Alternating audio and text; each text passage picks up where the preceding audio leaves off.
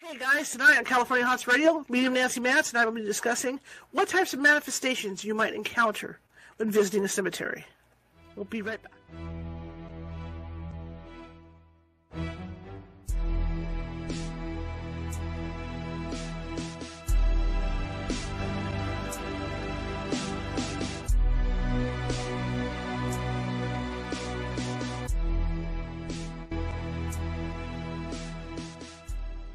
Grab your popcorn and snacks. Find a comfy spot, take a seat or lie down, and let me transport you to a place of fantasy, ghost stories, ancient legends, odd creatures, alien encounters, and other magical topics. You may even decide to join the conversation. From faraway lands to your own backyard, with a small dash of pixie dust, turn out the lights and open your minds. The journey is about to begin. Good afternoon, good evening. Hello, everybody. Welcome to the show. It's Monday evening, start of a work week, but not too bad to start. My name is Charlotte. I'm going to be your host for the next hour. I'm also the owner of the California Haunts Paranormal Investigation Team, based out of Sacramento, California. We're 45 strong up and down the state. So we have people in Fresno, people up in NorCal. That's because California is such a big state. So if you think you have a paranormal need and you're anywhere in, California, we can get to you. It might take us a couple days because, like I said, California is this huge state. But we will get to you. And it usually takes us 1 to 3 days to get to you. And in the case that we can't get to you right away, we do have mediums on staff who can phone you and talk to you about what may or may not be going on. And in most cases, if there is something going on, they have the capability of calming the energy down until we can get out there. Okay, how to find us? Any social media you can think of. Just Google California Haunts Paranormal Investigation Team, Google California Haunts Radio, and you'll find us. Speaking of which, if you're watching from Facebook tonight, and a lot of you are, and you haven't done so already, and you like what you see and hear tonight, please feel free to follow. We're always looking for followers. Also, show us some love. Show me some happy faces. Show me some thumbs up, and those heart things, which I have issues doing. I can do the whole Spock thing, live long and prosper, but I can't do the heart thing. Same thing with TikTok. Or any of those other places. Please show us some love and, hearts, smiley faces, whatever. TikTok, you want to be tapping that screen. If you're somebody watching from TikTok. Also, if you look at our YouTube page, there's over 900 videos over there. All of this show. I'm categorizing them so you can go directly to the show. Otherwise, it's mind-boggling when you go over there. So if you're into medium Nancy Matz, our guest tonight, she has her own file. And so you can just click on that and pick and choose whatever show you want to see, cryptids, etc., etc., etc. Okay? Now, coming back to Meetup and all the social media, the best way to help us out, too, is to share. If you're at home and you're watching the show and you want to bring in somebody that you know to watch the show as well, feel free to do that. Share it with your friends. We always say at the beginning of the show, if you like the show, share it with 5 people. If you hated the show, share it with 5 people. That goes for the beginning as well, because we're just trying to get the word out about our show. We are 140 away from our 1,000 subscribers on YouTube. So the more we get the word out, the better, the faster we build that up. I'm really excited. And our watch hours are going up, too. I'm really excited. All right. That being said, I keep saying that being said, but that's how I feel about this internet thing. We got a great show for you tonight. We're going to be talking about going to cemeteries and seeing what type of manifestations that you're going to be running into. Forgot my button. Hang on. There we go. And what you might be running into when you go to a cemetery. In my experience, it could be anything. They've got just about all the same types of ghosts that you're going to find maybe in your house, possibly. Nancy probably knows more about this than I do, because she did the cemetery tours forever. The other thing I want to add, and this is kind of like off topic real fast, is that I was watching, because I follow a lot of the Disney streamers, and I haven't talked about that in a while. And Kirk, who's one of the really good ones out of Florida today, got the chance to go on the premiere ride at Disney, which is Rise of the Resistance, the Star Wars one, by himself. And it was wild. He had so much fun, and it just had me bouncing out of my chair. It was so funny. You had to be there, but I'm just saying, put me in a good mood. Anyway, welcome everybody. Let's get the show on the road, bring Nancy in, and let's see what we can do about talking about cemeteries and ghoulish things. Hi, everybody. Well, I got a brand new birthday cup tonight. I want to show off. My son made come in. These are my grandbabies from Arizona, and my son and his lady. A lot of Oh, people we have can't see. birthdays this month. Huh? A lot of people's having birthdays this month. Yeah, June was important. I was a month early. So, yeah, I was 30 days early. And interesting story. One of my parents wanted to call me Holly, and the other one wanted to call me April because I was born in April. Of And the course. year I was born, the lady stayed in the hospital 5 days. So the fifth day, the nurse comes in, you got to go home. And they couldn't decide on a name. And she said, well, name her after Nancy Sinatra. She's dark like she was. So Nancy Sinatra came out with a little darker complexion. That's how I got my name. And I remember being about 13, 14 years old. We were talking about it. And that's how I heard about this story. And she says there was only one girl in school she never liked. Her name was Nancy. And I went, and you named me that? I find it curious. We should do a show sometime on how people get their names. Yes. With my daughter, it was a song called Jennifer. And with my son, my husband and I were watching a movie called In Like Flint. And the main character was Derek or Eric. And so it moved over. I can't remember. I think it was Eric, but there was two other ladies in our Doombuggy club that had boys named Eric. So we changed it one from Eric to Derek. I love it. I love it. That's funny because when my sister was pregnant with my nieces and they were picking out names, I remember the comments my father would make about like, if it's a boy, don't do that because that I have a connotation with a negative thing with that. And it's interesting to hear that stuff because that's what people do. Certain names trigger certain things, and then they're like, "Not my kid. You're not naming my kid after that." We should do a show sometime. It'd be fun because I do believe I picked my name, and it wasn't the Nancy Sinatra phenomenon because she was like 3 years old at the time. She was darling. But it was that Nancy has a stronger vibration for what I do for a living versus April or Holly. Can you imagine introducing me to Holly? I go, hello.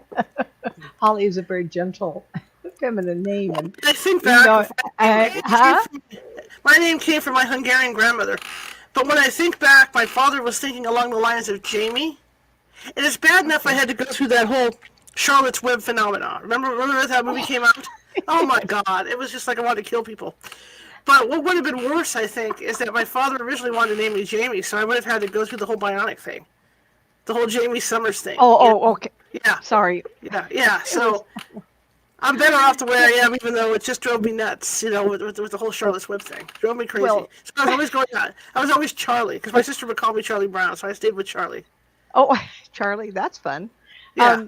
Tonight's, I was well aware we were doing a cemetery, manifestation cemetery. And so while we go through this, I got really carried away. I typed for 3.5 hours today. And I was creating.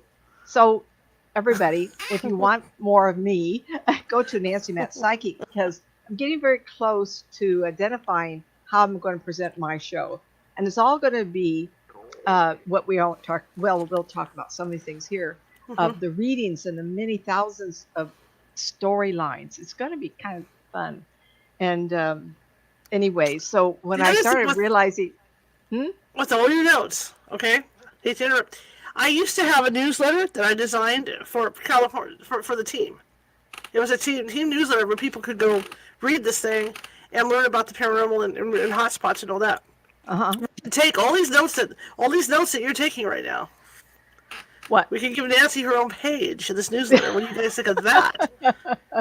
I have to fix my grammar. In there. Yeah, I have to fix the grammar. I have to edit you. But I mean, we can do that. Pages. Because this is 8 pages. I have to move it a little bigger. It's not 11 point. It's 14 when I type it. It's 18 when I read it. That's 18 when you read it like that too. my questionnaire. I'm sorry. My questionnaire is like 20 point, so I can read the sucker. So it's huge. All right, go ahead. Do it. So when I started thinking about the cemetery, as many as I've done, it's amazing to me that it's the same as if you were in your home or you were a ghost investigator. And I got to a place of how do I separate what I know what happens in the cemetery with what happens everywhere else? If I only solicit my only go to a place of the cemetery, I have a lot to fall on because I did the cemetery tours for 6 years, and there was all kinds of things that were happening. What didn't fall into this was the incidences that were not created by the spirits who were buried there. And one of them, and I've mentioned a couple of these before, but I'll bring a couple more on, is the men who were watching the Can Girls. It was a 2-story. And when I walked up to the 4 or 5 that were buried in a row, all the same death date, it occurred to me, who am I looking at? Who's doing this? Because all I could hear was like this, just over and over. And then I heard yelling. And I thought, that is not one person's memory. There had to be a lot of people coming and all remembering at once. Sometimes the categories are hard. There was another story of a saloon girl who was buried. And the man that was her fiance, he later died of grief, broken heart. And they took his heart out and they buried it in its own separate little container next to her. But I saw that heart and I felt the grief of him, but he wasn't buried there, only his heart. Now the Egyptians, we all think that the center of our soul is in our heart, not in our brain. A lot of people. So why was I picking these kinds of things up? It's a hard story to call it. I don't know. There's things that happen in the cemetery that you wonder, how is that possible? Like looking at a tree and seeing hangings there. I mean, not one singular person was looking at it, yet I could see it's a terrible way to die. One guy, brown hair guy, didn't have a hood over his head, and you don't want to see something like that because everything just gets distorted. But he was hanging. He was a younger man, medium to thinner. Those years everyone was thinner than us, but he didn't have a hood on. And I wonder in the Old West maybe they didn't think it was important, but when I saw it, I went, oh, well, that just didn't need to happen. I think with the Old West, it depended, whether this gentleman was strung up by like a judge or a sheriff, or whether it was a posse, because the posses aren't going to care about putting a hood on somebody. They're just going to hang them. Not necessarily a posse, but what those groups of people called vigilantes. They wouldn't put a hood on, probably. Exactly. Vigilantes versus the posse. Like Posse would have to bring the guy in, or So anyway, I'm going to go ahead. Yeah. So some of the things I'm going to bring up, if I reference the cemetery, these are kinds of things you can see and you can experience. Absolutely. I've been involved with so many. I think back to living in Tucson, and there was a woman there who had probably, she was one of the talks, or was it Phoenix? Doesn't matter. Anyway, she was talking about strange things around her house. The same thing could happen in a cemetery, and I'll bring this up to you. And all of a sudden, I saw a whole bunch of people killing themselves right behind her house. And I says, oh my gosh, what, the Old West was there. That Arizona was Tucson. I lived in Sierra Vista. It was half hour from Tucson. They had a killing a day for how many years, right? And she says, oh, that kind of confirms what I've heard about. And I go, well, and she was saying how her house was on a flat area. But if you go far enough back, how far, she didn't have an acre or something. There was a real deep gully, and it came up on the other side a little higher. And so the killing was happening around that gully. People were trapped in there. How was I picking that up? All the energies of all those people? Well, you could also pick it up in a group. Now, this is extra from what I'm going to tell you. So in Hornbrook, California, my husband went up there because we were curious about this young spirit girl that we saw, ghost girl. And we found the family that had been murdered by the Indians of the Siskiyou Ridge. How many years ago, right? 80, 90 years ago. And I wondered how come I could feel the violence just standing in front of those 4. It's more than, oh, I'm so sorry they died. Oh, I'm so sorry they're here. Oh, well, a massacre. But what I got was a wall of, did you hear that? I'm sorry. Of this push, like grief, like there was more to it. It was kind of, I'm putting a taste to it. A thickness like licorice feeling. Like I couldn't get close to it. And sometimes it's hard to describe that. And I thought, well, who's presenting this to me? clearly after all this time, are all the spirits there and are they all grieving their own death? Why am I picking this up?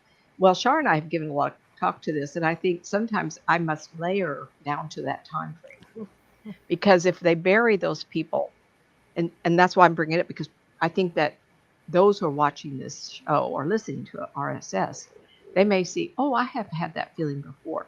So we unconsciously can access different time realms. And the theory that we coexist with parallel layers of us, who can say that that isn't happening? I don't know about that, but Stephen Hawking, before he died, came out with a theory that there's multiple dimensions and parallel universes all around us, invisible to us, invisible to us. But is it possible that grieving is always going on? Are we picking it up? I don't know. I can't speak to that. I mean, I was a woman in her mid-40s before I believed in reincarnation. And it was only because I started really getting some clients talking to me over and over. What is this? It was hard for me to accept. Here I am seeing dead people, undead people, spirit people all the time. And I couldn't accept something as reincarnation. I mean, you have to be broad-minded, until it's proven otherwise. There's a lot more going on than we can ever imagine. Right. But Stephen Hawking's one of my gurus, but that theory has come out many times. And I explained to the audience here, I was coming out of the subdivision, and at my subdivision, there's a hill, and I was coming out, and that guy was speeding faster than the speed limit. And as I got into the turning lane to go up the hill, I felt this jar like this. Mm-hmm. And he didn't honk a horn, but he almost honked the horn, but he had plenty of time. And I thought to myself, I think I died. Mm-hmm.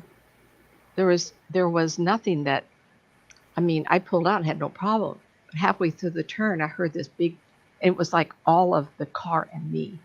And I thought, somewhere, someone's grieving me. Maybe I finished what I was supposed to do here. Or maybe I'm not even doing what I'm doing in this. What I'm doing now isn't what I'm doing some other place. But the turn and the vehicle going up out of the subdivision was the same, because that jarring. And so anyway, we're getting off track, and I have a lot to cover. So YouTube, I didn't have time to go through YouTube. I went through and found some. And those of you that have a pencil or can go back or click on CC so you can read this, I'm going to give you some websites. If you go to YouTube and just type in 10 most compelling pieces of evidence that prove ghosts are real. So you could type in compelling evidence ghosts are real and come up with lots of sites. And I think I like that one. And the reason I'm showing it to you is they did have pictures prior to the development of film that we could tinker with. And of course, there's the, and I wrote her name down, the woman who's coming down the stairs. I'll say her name as I see it. And one of them I really liked, and it shows up everywhere, is the Air Force group of men standing on bleachers. And one row, and then the top row, there's a man looking, and everybody's supposed to be smiling, of course. And then someone noticed one day there's a profile of an individual standing right behind him. And it was the fella that had been killed 2 days earlier. Love that. Wow. Love it. Love it. And so I like that. Ghostandmonsters.com. I like their site. You need to go look at it. And this, I give them credit because I'd like to read something quickly. And here I tell people it's hard to hear people read. My voice is a little better tonight. I know you can tell. So let me just go through this. Ghosts manifest in many different ways, but not all have a physical appearance. Those types include auditory, the EVPs, knocks and footsteps, environmental changes, EMF, static, electricity, air pressure, temperature and vibration, engagement, moving objects, experimental, touch, and psychic phenomena. This topic could also apply with spirit and ghosts in your residence and on investigations of cemeteries, commercial properties, hotels, to even old mines, submerged ships to to playgrounds. Now that paragraph was fine. I don't like reading, but I did read this one. And we forget about talking about ghost investigations. We say, oh, let's go and do an investigation. Yet, there's a ship in, what's that one in San Diego, Shar, where people go and they can do a ghost investigation on this ship that's in the harbor. I don't know about the one in San Diego. I know about the USS Hornet in San Francisco. Okay, San Francisco. I don't know if San Francisco or it's Southern California somewhere, but there had been one, and it went on TV a few times. And how many times have people you heard, oh, their playground is haunted? Did you see the swing going back and forth? Well, that happens in cemeteries. Things do move. But sometimes the greatest events happen when you're not expecting it. How many times have you seen someone with a camera recorder? And I've seen a few lately where something very spectacular goes right in front of the camera in the middle of the night.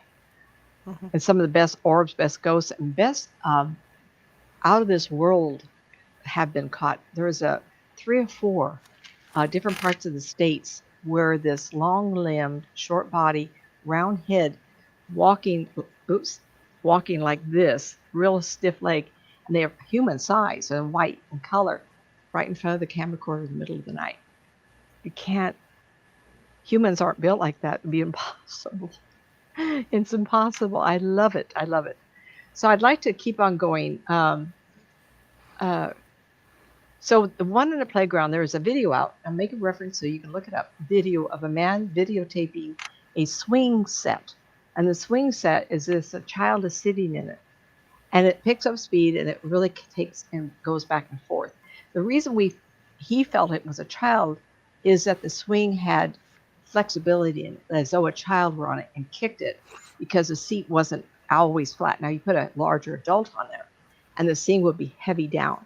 So I always tell people, I'm not sure how it works with children because children not necessarily would choose to be earthbound because usually a child's grandma, grandpa, whoever's passed over, or an angel being will come and say, I will take care of you until your mom shows up. They are very, very attentive. So I'm always surprised when I hear of a child, or I have had a perception of a child who do remote viewing. And so I'm very gracious with the children.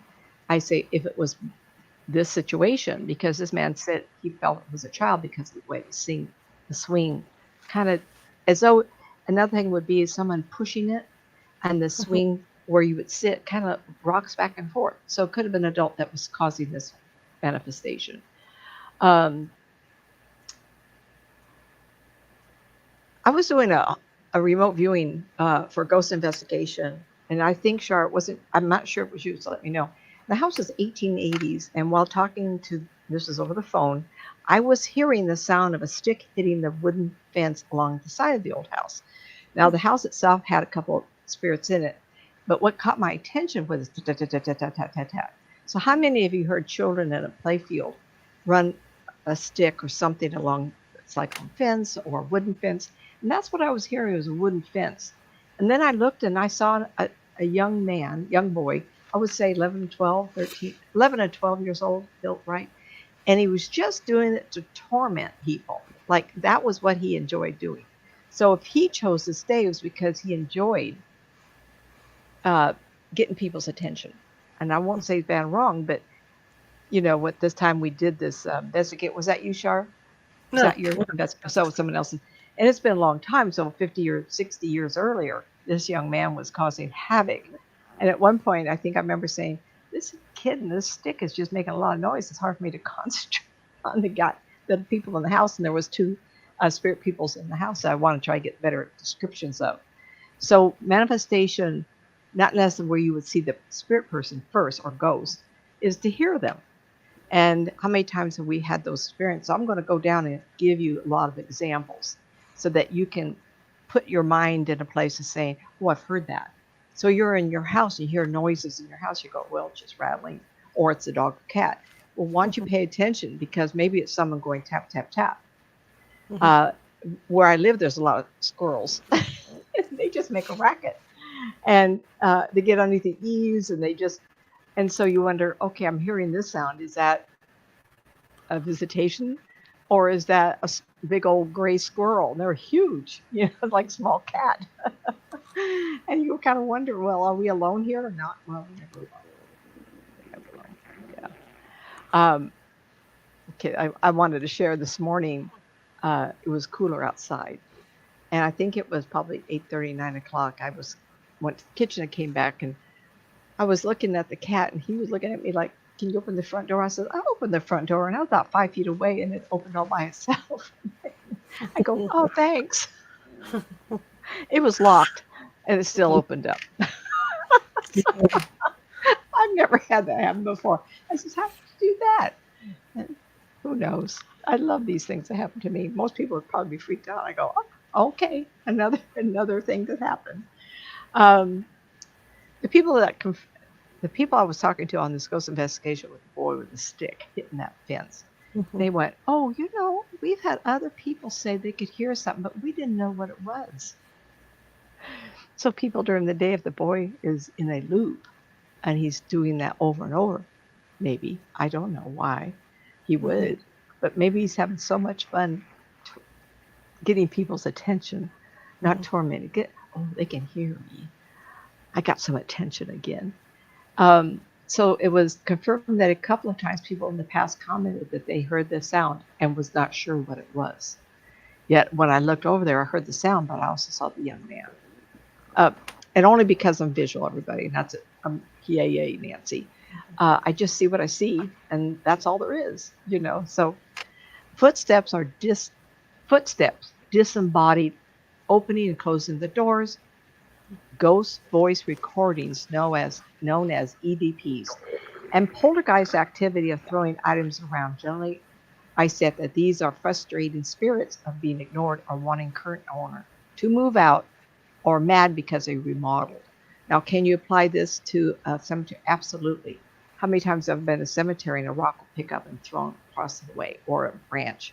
It's happened a lot.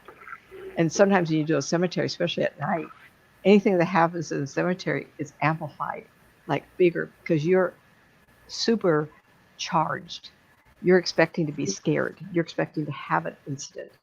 And the spirit people, if they're there to have fun, let's kick this. Let's see if we can do something. And it's like the movie Ghost, where he's gone into Subway. Patrick, what's his name? Patrick Swayze. Patrick Swayze. And the ghost that's in the subway teaches them how to kick something. You have to focus your energies, like in the movie TV series Ghost, where that one modern guy, he can put all the power into his finger and tap on the keys of a laptop. It's the same thing. They have to generate more energy. And spirit people, if they're nasty in life, they're going to be a nasty in spirit. If they're fun in life, they're going to have more fun. I have a girlfriend at the exact same age as I am, and we had a talk her birthday was a few weeks back, and I said, we talk about it for years now. We were making a list of the people we'd like to haunt when we pass over. And that's not like me to be that way, but she says, we'll do this. I go, yeah, but at our age, maybe whoever we want to haunt is going to be over there with us. Who knows? Who knows, right? Right. So, yeah. And Shar has had this experience where maybe the spirit person, as we said, things move. Maybe she can't see the spirit like I could, but I saw this old man in a rocking chair. Told her how to go to the room in this big old house. When she got in there, the rocking chair in the corner where I said it was rocking back and forth. And so they're able to do that. And the same in the cemetery. You put something down, they're going to move it.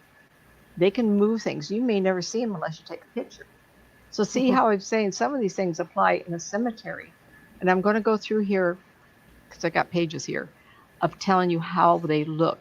These are the things that maybe you don't see them, but you can see the residual of their actions. There's a gal named Bridget on the East Coast, and she was part of a ghost investigative team also. And she had me on the phone one night, and it was a multi-story. And one of the younger men was downstairs on what we call a bar stool. He was a little taller guy, so he was sitting there. And he was just sitting, but Bridget noticed he was like my hair. I'm trying to fix it because the headset does this. But there was a young man, and he was fussing with his hair over and over and over. And she thought, well, that's the oddest thing. What is he doing that for? No one's watching him. So she called me. She had me look there, and I saw this sweet young woman as she was standing, but he was on a bar stool, kind of his height. She was almost face to him, and she had her fingers in his hair. So he didn't have a perception of her, but he had the feeling of his hair being messed up. He didn't have any idea what was going on. And I saw her with her fingers in his hair, and then he would go and try to put his hair back. Couldn't figure out what was happening with his hair. And she was just the cutest little thing. And I thought, oh, she's just having too much fun with this boy. And then when Bridget got hold of the guy who was in the basement, she said, you have a lady with you who's playing with your hair, and she's a young lady like you are, young man. And he just grinned and thought it was the best thing that ever happened to him. Oh, gosh. Anyway, the word I put down, she was touching his hair only after a ghost lady would tussle with his hair. I've had many occasions to receive a scent of grandma's perfume or dad's cigar. You've heard me talk about this, and I've got a compliment once that not many people can do this, yet I've heard a lot of intuitives say they can smell cigars. The other day I had a lady, and a woman showed up. I gave a description, and I says, oh, I don't know if she had perfume on because this is clearly a different era, but I smelt spiced apples. And then I just said, oh, she wants me to think she did the cooking. She says, oh, I know who you're talking about. She was the grandma that spent all the time in the kitchen.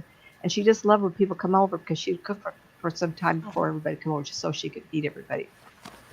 So the spiced apple got my attention.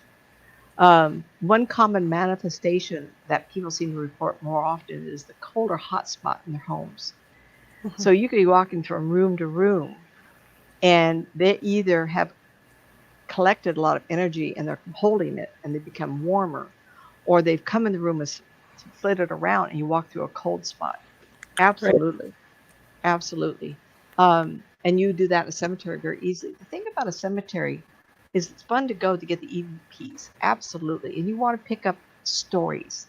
You want to know why they're there or what happened. That's interesting. But in my world, there are more manifestations of spirit and ghost involvement in people's homes. The shopping malls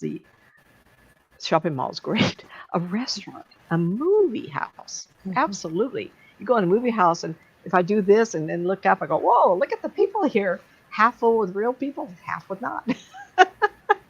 And they love movies. I don't know why. I mean, how can they sit down? But they do. How can they walk on the... And some, I tell people what spirit people look like.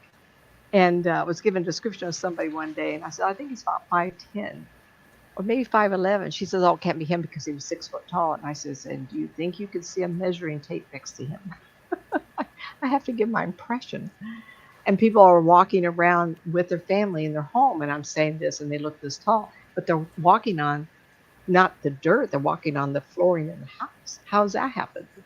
So they can control how they're walking about. So when you walk through a house and hit a cold spot, and you could feel the volume of it, the height, that's probably true. Because they want to be recognized. They don't want to be half submerged into the floor. They want to be normal height.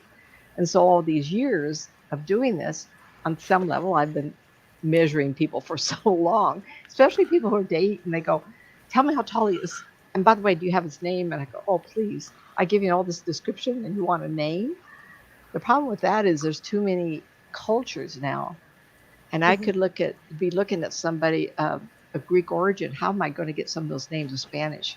I'm lucky to speak English, let alone someone's Spanish name, which I think is gorgeous, everybody. A space in the house was usually not cold. The sense of someone standing and you walk right through them. Like someone, that expression, what is that expression? Like someone walked on my grave. I've heard that over and over. I don't know if it applies here, but there's this shudder. When I got into this, 91, 92, I had a lot of spirit visitation in my house at the time.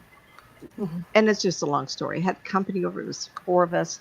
And I walked from one room to the other, and I went into something that felt like soft jello.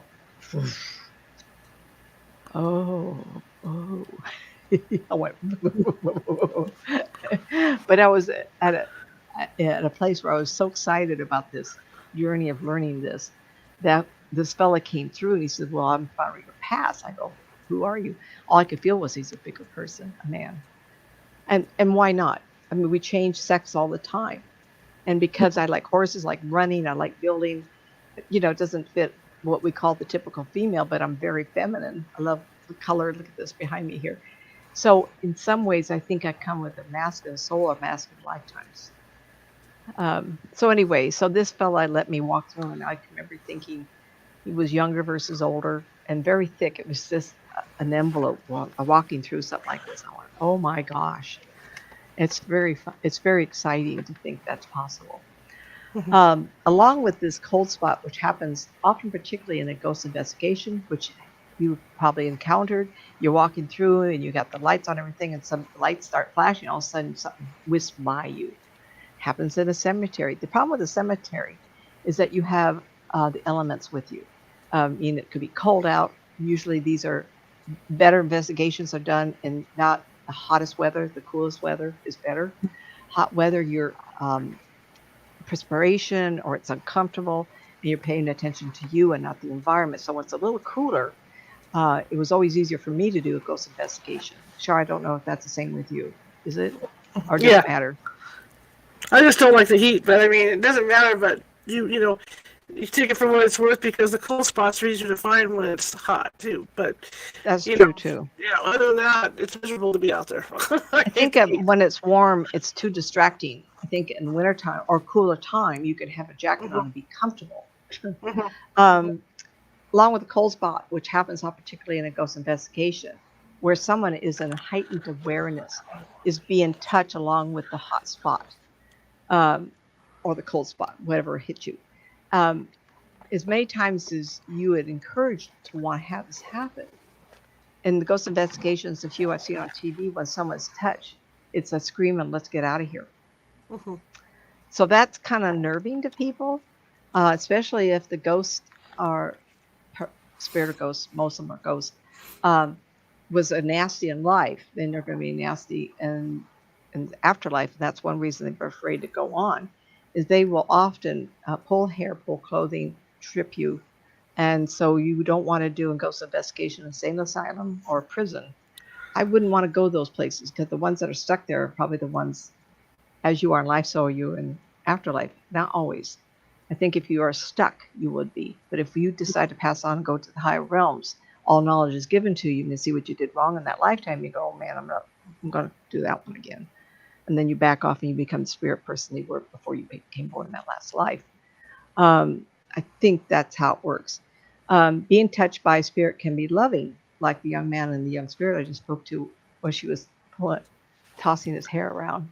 Right. But if, like I said, if you go into the sane asylum or prison, you're going to encounter ghost spirits that have been ignored for so long, or the brink I call insanity. So you're spirit first, and then if you don't get your way, you decide not to go over. You want, like Patrick Swayze, and find who killed him. If he Mhm. stayed on this plane without satisfaction of what happened in his life, they can go insane. Um, and unfortunately, that insanity can be forceful in their nature. And I have seen that done in ghost investigations where I go, oh, no, no, no. In fact, I did that to Shar one time. We went to Ione Children's Orphanage Preston. in Yeah, Preston. Preston. From Preston Castle. I Yeah. got out of the car and I got hit with a wave of, whoops, you can't move any further forward. I want to go in. You can't go in. I go, really? Sure, I can't get in there. Well, one of the intuitives fell through the floor on the second floor stair landing.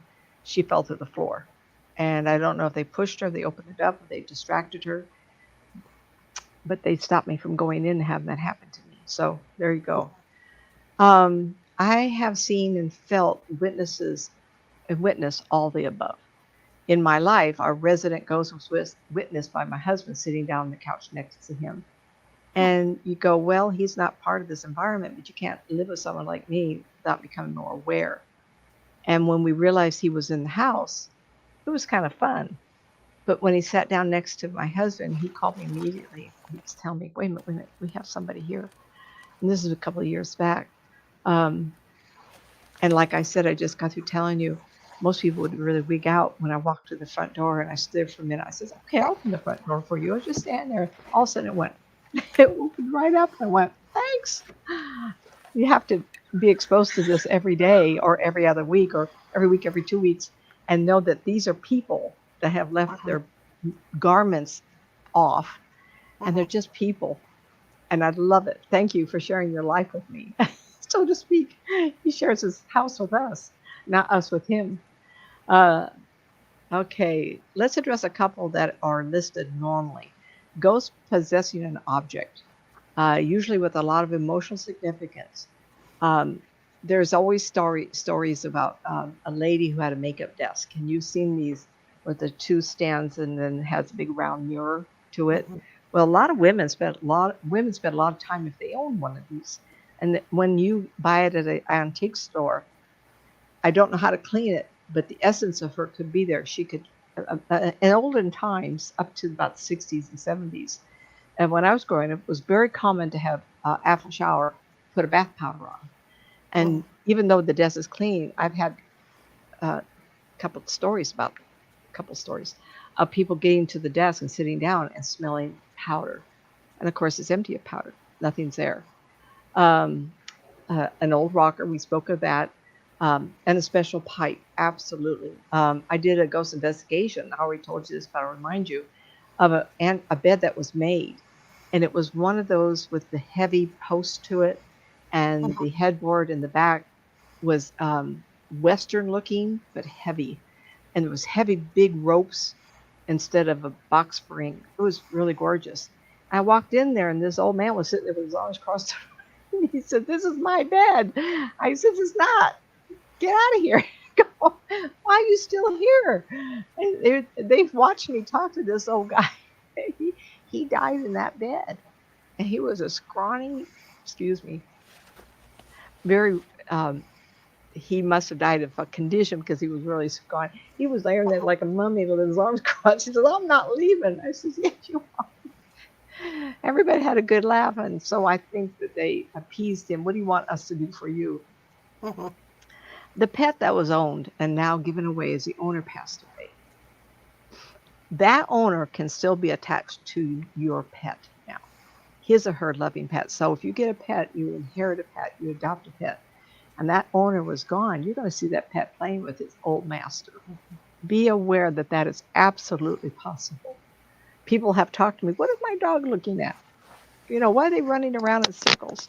Well, probably playing with a spirit person. How many of you have seen videos of a dog running around, all of a sudden another dog in spirit form walks right next to it? There's a lot of them out there. Absolutely. How about a vehicle, that favorite 1957 Chevy? Checked it. Owner could be still sitting in the driver's seat. Absolutely. How many times have we heard of people say, "I think my car is haunted"? Well, let me tell you, airplanes are haunted too. There's a terrific book, and Shar and I talked about it years ago.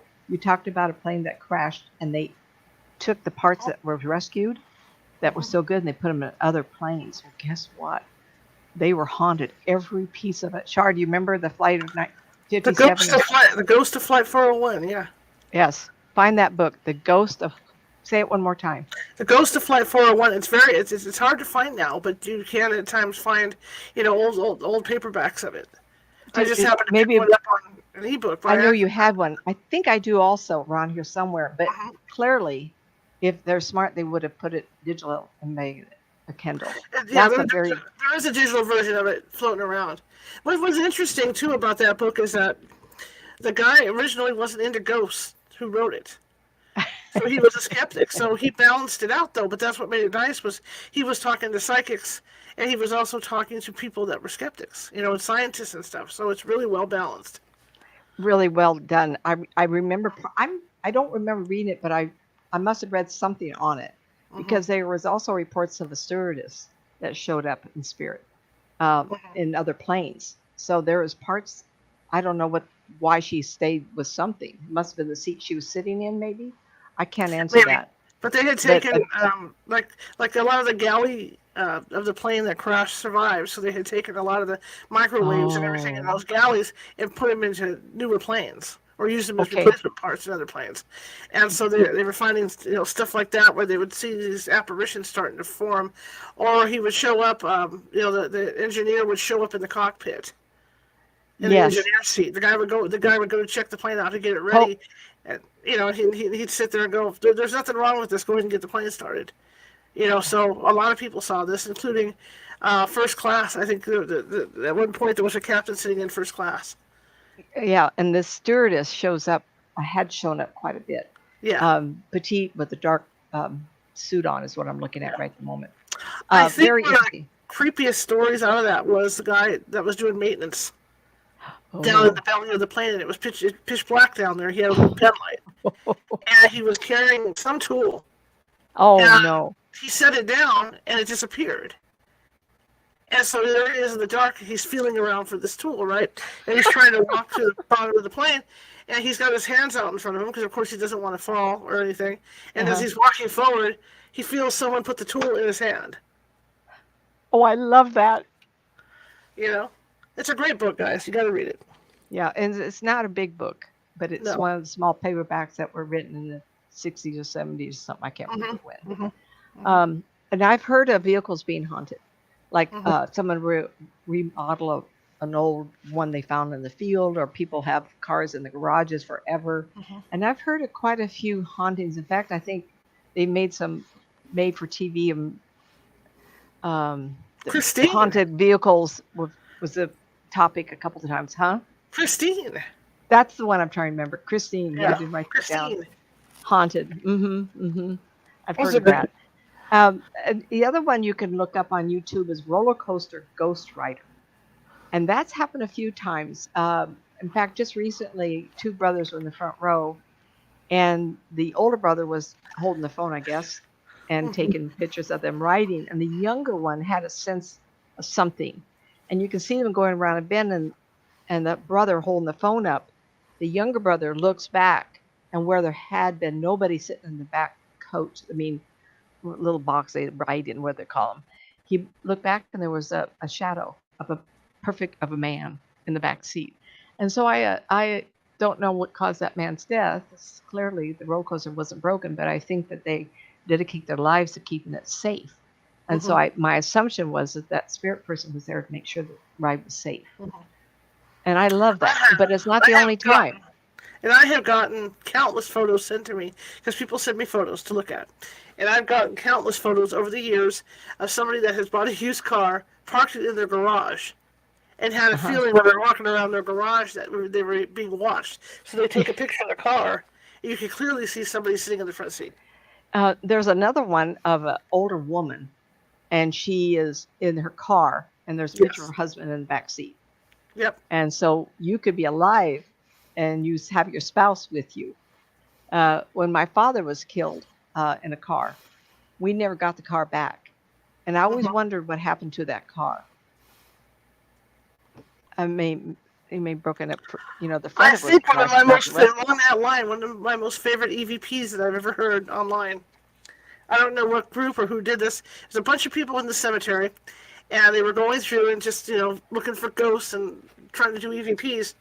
Well, they get back in their car, and as they're leaving, the police show up. Uh-oh. And so they left the recorder running in the car they stopped asking questions because they were ready to get the hell out of there.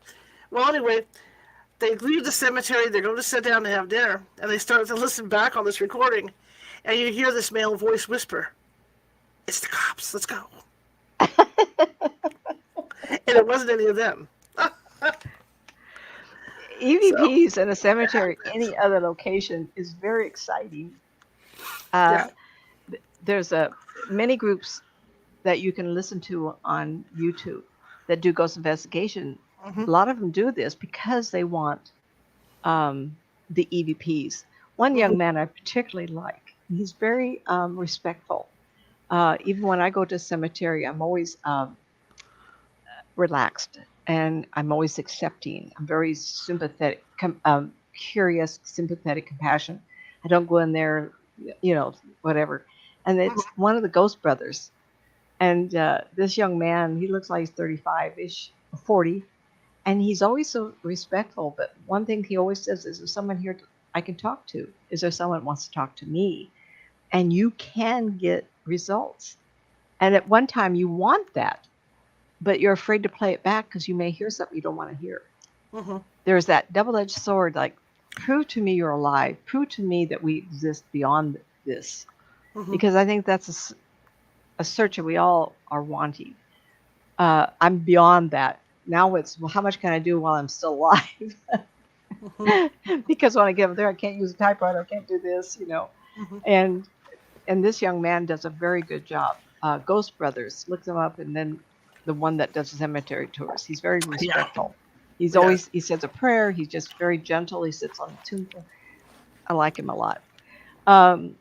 So the roller coaster, you go to YouTube, put in roller coaster Ghost Rider. And there's a few other things. Boats that have been witnessed have phantom deck hands. The people who go to sea to do the fishing, they go, especially in Alaska. I hear that's, I don't know if it's the number one dangerous job in the whole world, but it's right up 1, 2, 3. They go out into the big seas and they do the big fishing trips. And I guess the waves knock them off. Well, there have been reports of people showing up on the boats, and the number of flesh people, that's not, wait a minute, who are these other guys here? And then platforms, the oil rig platforms, when they've had incidents of people don't leave and then stay there too. I've heard of both of these happen. More phantom boat people. And there's a phenomenon called the third man. So people hiking up the big mountains, give me once, say Mount Shasta. You're going to climb up to the top, and there's an incident. Yeah. And then all of a sudden you see a man behind you following you. And you only have 2, you have 3 in your group, and then there's that fourth man. Well, it's called the third man phenomena. And I do think it's those who have passed away are there to help who are living, but risking. And they encourage them to go back, or to take it easy, or go this way or that way. And it shows up a lot elsewhere, not on just on, I know I'm thinking of one particular one, but my mind is blank. There's so many mountain peaks. The only one I could think of was Shasta. I didn't have that written down. I'm just going off the cuff here. But the third man incident is, I do believe, are spirit people that are trying to help us. But they look like you. So they'll, wherever you're in trouble is where they also died. And people have seen him in forests and on the ocean. I think there was a story, maybe was he in a canoe? He was taking a trip across the ocean, and all of a sudden there was somebody else on board with him. I'm trying to remember the story. It just occurred to me, I remember thinking that someone was on deck on that boat, and he was kind of hallucinating anyway. He had been having some tough times, and all of a sudden there was somebody else on the ship with him to help him get through. That's amazing to me. There's a story in a book. My dad used to read this stuff when I was a kid. That's how I got into it. And I believe the book was 32 Mysteries of the Sea. Oh. And one of them was a gentleman who was trying to circumnavigate around the world in a sailboat. Okay. And he had stopped off in some, Cuba or someplace and gotten some cheese and some fruit and stuff. And the cheese was bad and he didn't know it.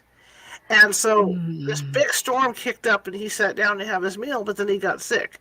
And he had to just, there was no place to anchor or anything. He's in the middle of the ocean. So he just let the boat go, and he fell asleep. Well, he wakes up midway through this, and he realizes that the boat's not tossing and turning, that it's not full of any kind of water or anything. And he thought, well, that's really strange. So he gets up to go check it out, and there's a man standing at the wheel. In an old British captain's clothes. I wonder if that's a story I heard, because that's what you heard. Yeah. Yeah. And that's not unusual, though. No, that's not unusual. Yeah. That's how he survived, though. You just gave me goosebumps. I went, wait a minute, that's a story. Yeah, that's the story. This guy seeing this guy on the ship, and it's not supposed to be anybody else. Yeah. There's another video of tourists, and they're visiting a ship. Many ships are harbored on the East Coast. And there is, like you're at the top and you go down a second layer. And the people have built walls partitioned up so they could sell tourist stuff. And so the guy has this camera and he's swinging it around. All of a sudden he goes, wait a minute, wait a minute. And they see a captain, a man, a taller man with a full coat. And he has a wee bit of a heel. So it's not a woman, but it's a man. He walks right through the wall that had been partitioned up. And luckily enough, we got the copy of that. So there's many videos, and that is on YouTube, of long black cap coat of a captain walking through a wall on a ship. A newly built room divider, video taken by a tourist. And of course, these are ones I've seen that had created, oh, I remember this happening. I didn't have time to go looking for all those, but hopefully you can look some of these up by just putting a couple keywords in it. This one that is also investigative area, and one I would like to go. My sister and my husband felt that we all three were at Gettysburg. My sister and my husband both have big old moles on. I never thought about this before, both on the right side of the head. And my sister above her ear has a great big one the size of a large nickel, a nickel to a quarter. But my husband has two. I had one in the middle of my chest that the doctor took off because it was a big black one about the size of a nickel. And pretty profound. And so one of my favorite places to talk about, and I would like to go, would be Gettysburg. And you can find all kinds of videos, investigative peoples. I think recently I heard they're cutting back on that, but at one time you could go into the field. I'm not sure if you can do it anymore, but you can see all kinds of variations of ghosts there. And something not brought up to this point is there are orbs that are spirit people who are lazy and they don't put their whole body on. But at Gettysburg, you can see quite a few. There's just one lately of a lady, she got almost a full bodied. There was a couple of them that were standing in fields, and there was 2 or 3 videos of a ghost loop. And on the ghost loop, the woman was saying, I can see orbs, I can see partial bodies, I can see the rifles, but I can also hear the guns go off. Wow. So on YouTube, look up Gettysburg Ghost. There are so many stories on Gettysburg. So many. One of my most favorite out of that is the woman that was taking the reenactors back to their hotel. Oh, go ahead. And she had them in the back of her pickup, so she could say, she could see them sitting back there. So she made her last drop off, and she was headed home. And she happened to look up, and there were 3 guys sitting back there. I knew you could do that. Where'd they come from? I swear I dropped everybody off. So she pulls over, gets out of the car to go talk to them, and they're gone. I actually heard of that. I don't know if you told me or I saw it on a video, but there's one of those third man kind of a thing, and the guy on the boat, like, where did these fellows come from? That meant they left the field and they got into a vehicle that they didn't have in that era. Think about that for a moment. Where's the horses? Where's the wagon? Oh, this thing here is a vehicle? I guess they figured it was okay, though, because the other guys, the reenactors, of course, were in their cosplay uniforms, so they just figured, hey, everybody else is up here, let's just get in. Yeah. I really, really like the Gettysburg environment. Would like to go. I did Google it, and it looks pretty, I would have a field day. I would try to talk to them, like wake them up. And they also say, if you walk around, like after all the stores and everything are closed, and you walk around, you'll have experiences as well in the town, in the little town itself. Like the guy that was walking by and actually saw what looked like an operation going on, or a mortician through a window. And they go back the next day, and it's a furniture sales place or something. Oh, but that would get my attention. They didn't have operations; they had hack shop. Yeah, chop, chop, chop. Some of it, this is not the platform, we don't have to go here, but some of the worst is people who are seeing the piles of bodies outside buildings. Oh, yeah, that's body parts. Yeah. I read an article about a woman who went there. She was very insightful, I guess. And she saw arms being thrown out a window. And it was like, she couldn't comprehend that. It was the same as I did a ghost investigation with George Lopez of Paranormal, Orange. Orange, Orange Paranormal, whatever. Port Orange Paranormal. And he was talking about this hotel, and we were going there. I says, well, this hotel's got people on cots, and their arms are all in slings and everything. And that was the first night he found out that the Civil War had been fought around there, and the hotel was turned into a commissary where people went to recover. And luckily he had someone who knew about the history. And he said, did this happen? And he says, yeah, I was wondering if you've got to catch up, that. So people like me who can see layers, it's real exciting to hear validation. When I do investigation, it's knowing their history to tell us I'm right or wrong. It's frustrating. Because, there's so many dead, they have no place to put them. So the problem is there's a lot of mass graves as well, where there's bodies on top of bodies on top of bodies buried. Not only that, there's these horrible, horrible legends of these soldiers who were simply knocked out. Ooh. Or in a coma. And they got stuck underneath a pile of bodies and ended up dying down there because they couldn't get out. They woke up. I can't even comprehend that, yeah. We're on top of them. So, there's all kinds of stories like that out there.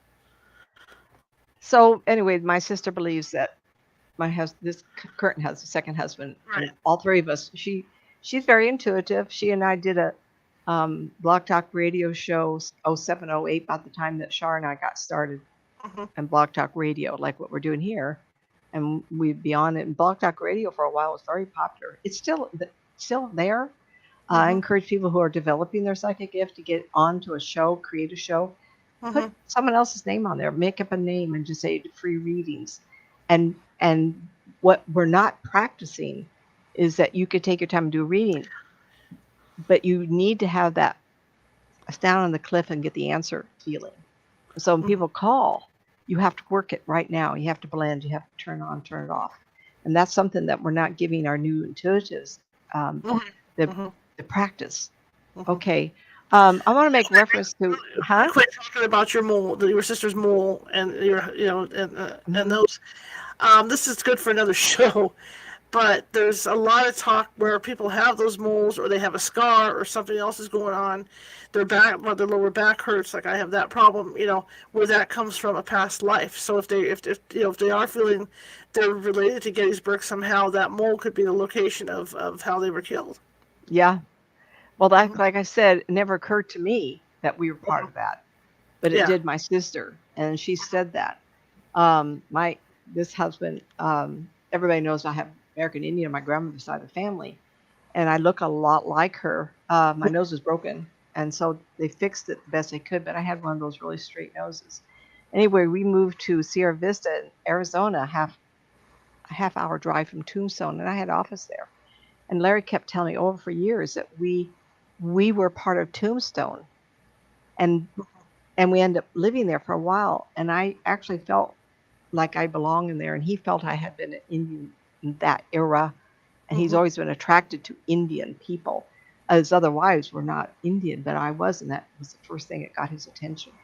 So sometimes I think we are attracted to people from past life energy.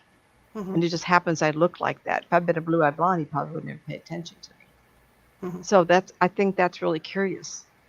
Anyway, sometimes I'll make reference to movies. Today I didn't do it a lot, but I did want to bring up one. I made a comment earlier about, as you are in life, so you shall be in the afterlife, unless you kind of make amends. And the movie Frighteners with Michael J. Fox was a fun movie. But there were some real things going on. He had built a house, was building a house when his wife got killed. And unfortunately, a bad ghost killed her. And then by the time Michael woke up from this car crash, he went over to find his wife dead, and everybody blamed him. And he then, from the accident, as it does happen, like Edgar Casey, and it's a lot of people have accidents or illnesses, and they wake up with the abilities. And I was born this way, but I also had an episode when I had my tonsils out. I died probably for 20 seconds. I had experience. I came back. Maybe it was planned that way. I don't know. I had the cancer thing, and I don't know if the stress of that made it switches easier to manipulate. It was always planned in my life to do this. Who knows? But in the Frighteners, the car accident allowed him to see spirit people. And there was two spirits that were helping him do investigation. It was kind of a way for him to make money by creating in people's homes a spooky environment. And then he would go in, and his two spirit people, by the way, you can leave now. I'm going to rescue this house. And he made money. But the point of the movie I'm bringing up is that there was a bad spirit in him, and he had been cremated. And the accomplice that he had was a girlfriend of his. And they were both very young. Like he was 20 and she was 17 at the time of these 30 murders or whatever it was. And she had his urn. And this is another example of spirit being associated with the possession. And he was part of his ashes, which kept them connected. So if you have Uncle Joe that was a bad man, get rid of him. You know, give him to someone else in the family, because that's very possible that you could have the spirit of that person associated with his body back in your house. Okay, so that was what this movie was about, and I think it's very enjoyable. I had a lot of fun. It was a lot of fun. And in the movie, Michael J. Fox, who can see this bad person, is off to fight the evil. It was very good. I liked it. It was very fun. So anyway, just FYI, it would be fun for you. It's a fun movie. So another website that I went to and I kind of liked, a lot of this I typed up and then I did research and filled in some of the places of things I've forgotten. Ghostlyactivities.com. Ghostlyactivities.com. Physical form and its attributes. Corporeal and non-corporeal ghosts. Corporeal means the ghost is solid. Many of you have heard me say full-bodied. They don't even put their shoes on. Right. Normally that doesn't happen. Can I see color? I see variations of color.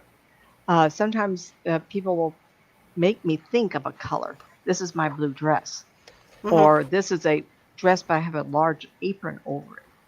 This is a brown suit. Sometimes they'll describe what they're buried in, and the family will know, oh, I know that. That's what they were buried in, because the spirit person will see that as their last outfit. Even if you're cremated, to keep your clothes on. You know, let's dress them, and then they can be cremated in their favorite outfit. Why not? A wedding dress or a suit, whatever their favorite was. But most of the time, people are dressed up and they're put in their coffin. And that's what the spirit people will see. And then that's sometimes what I'll see on them, because people will remember, oh, that's what I remember seeing you wearing that. So corporeal is that the ghost is solid. It's not as often. In fact, it's not quite at the note yet. 90% of the time I see body parts. And what's funny is I'll see an outfit, but the spirit person says, I did all this. You still want my legs and my shoes? And I've done a lot of talks, and I'll say, don't look down, but do you know what pair of shoes you put on today? And if you have socks, what color did you have? Now, what if I said, you cannot take your shoes and socks off? In a year's time, come back here and tell me if you remember what socks you put on. I'm the queen of socks. I got every color in the whole world. That is the last thing you have to. Because I'm a runner, and I have every color possible, leg warmers and everything else. So you don't want to test me. But as a spirit person, I'm not going to want to bother with that, because the form of the dress, even people who show up, and don't hear this wrong, naked, because a lot of people will show up naked because they want to see how they aged and how old they are. And I can judge someone's age by how the padding on the shoulders and the ribs that they're showing, or if they're high-waisted versus a low-waisted, like a man have a high waistline. Right. They don't have much of a, they have, it's a straight down body or it's with an angle. Don't bother me. I'm not seeing those parts. I'm seeing them naked. And some men will show up with a whole bunch of hair. And I go, oh. So culturally, there's some cultures that have more hair on their body than normal. And so I find that advantageous to be able to describe. I had one guy show up and he showed me his arms up like this. And I thought, what are you showing me? So he came real close and he had tattoos all over him. So in the World War II and subsequent military action, tattoos are very popular. And I thought that was interesting. I remember thinking it was like Popeye with the anchors and all kinds of strange, and everybody knew who I was talking about. It was very fun. So a ghost that is corporeal, meaning full bodied, is fully manifested in a physical way. It can touch you and pick up things. So remember I was telling you earlier how people can pick up things, move them. Well, if they create a very dense physicalness, they can do that. Now in a cemetery, it's going to be dark. You may not see it, but it would be okay for them to move things about. Okay, so just to scare you or to make a presence known. By the way, I'm buried here. You want to see me? Okay. Would you come over and I'll talk to you at the EVP? That absolutely happens. Can't pick a thing. Non-corporeal ghosts are not solid, which is the opposite of what I just said. Objects will pass through them, and that's how I mostly see spirit people. They're very soft. And I say, well, what do you have on? And then they'll go, oh, let me think here. Oh, I remember what I have on. All of a sudden, I see more of it. And what I find fun, and I'm going to get to this, is I did have a man the other day. I saw the family members showed up. And all of a sudden, this man is right here in my house in front of me like this. And I go, hi, who are you? And this person, my client on there, who are you talking to? And I went, some guy just showed up. And I gave him all this description. Oh, I know who that is. It's so-and-so. I go, well, thank goodness, because I wouldn't know what to do if I didn't recognize him. A lot of times spirit people show, this guy had dark eyes, dark hair, dark skin, but a wide mouth. I have a tiny mouth. Wide mouth, and his teeth were all a little bit spaced between, a little bit. Just had all these teeth shining. A lot of times spirit people will turn around and look at me when they're looking at the spirit of my client, whoever I'm talking to. They'll be standing in the room with him. And I'll say, geez, I'd like to see the face. And they'll turn right around and look at me, especially if they have blue eyes. Light eyes can be seen very clearly. The fellow that did this to me the other day with dark eyes like mine, but it was the rest of him he wanted me to see. It was very fun, okay? But most of the time, they're almost see-through. They can walk through walls easier than corporeal. In general, corporeal operation, the ones that are solid can become less solid just by thinking about it, like it's their choice, especially if they deplete their energy. If they do that and they want to go back to being more solid, then you're going to get really tired really fast. Now, Shar and I have talked about investigations where she's come back and had to sleep for a couple of days. Shar, you want to comment on that? Yeah, I call it getting goosed by a ghost. I mean, it's like it's a drain of energy that you can't. Yeah, I call it getting goosed by a ghost. Because with me, all my I would say power, psychic abilities really center in my stomach and my gut, to where I can feel it. That's how I can tell if it's a man or a woman, because I'll feel that flutter in my gut. You know, and a woman is a lighter flutter than a man is. But I've had instances where I've been doing just a post at the end of an investigation, where you sit down and go over the, what you obtained during the investigation with the client, and something's run through me, and I could feel it, because it's like that feeling you get just before you throw up when your stomach seizes. You can feel it flip. Oh, how flip. Interesting. Yeah. When they come through. So this is what else I typed up. Reported that having connection with a spirit appears they can drain you of energy. We just got to start saying that.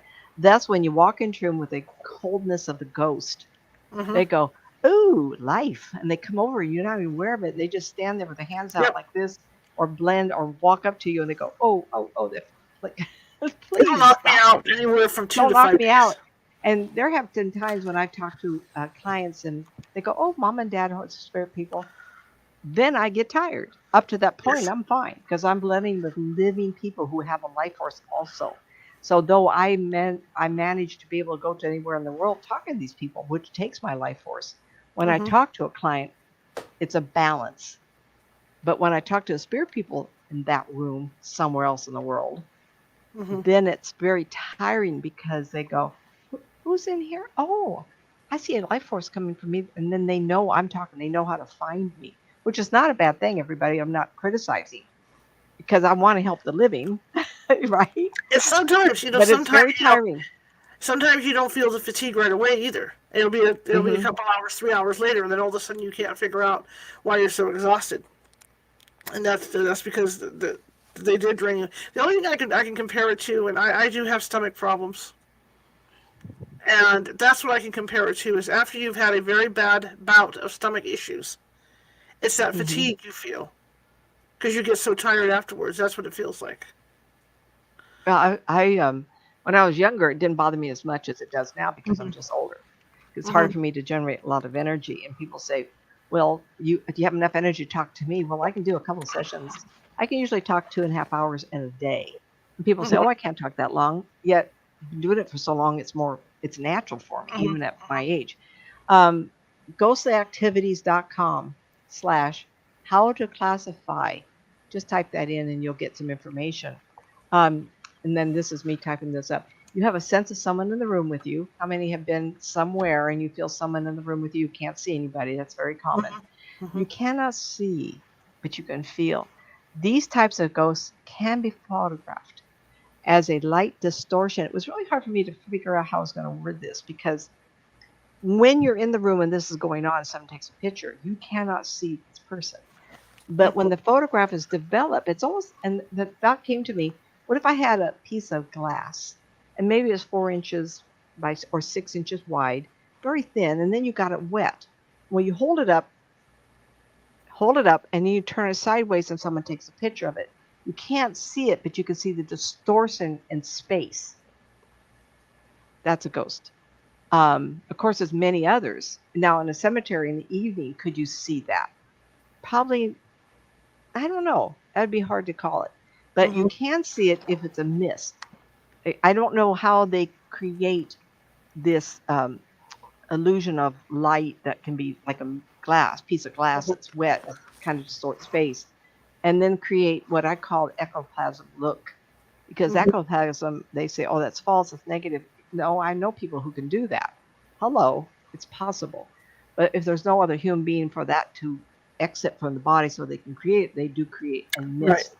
Right. So my guess would be is that that's all they can generate because they don't have enough electricity in their body to create it. They're just starting to form and they stop.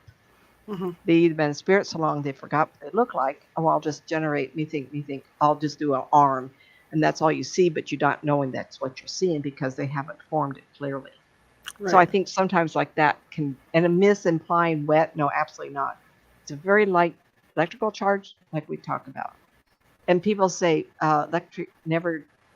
So when someone passes over, the soul survives.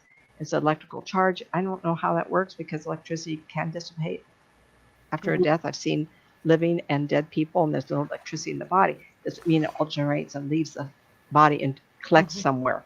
I think there is another dimension that we're not speaking to, Mm-hmm. interdimensional something that creates the soul, but it uses electricity to generate form so it can be witnessed. So that's my guess. Um, these types of ghosts can be photographed, and I just said it's called light distortion of a space. Vertical, as though a sliver of glass has water on it and someone is twisting it back and forth. Try to remember that.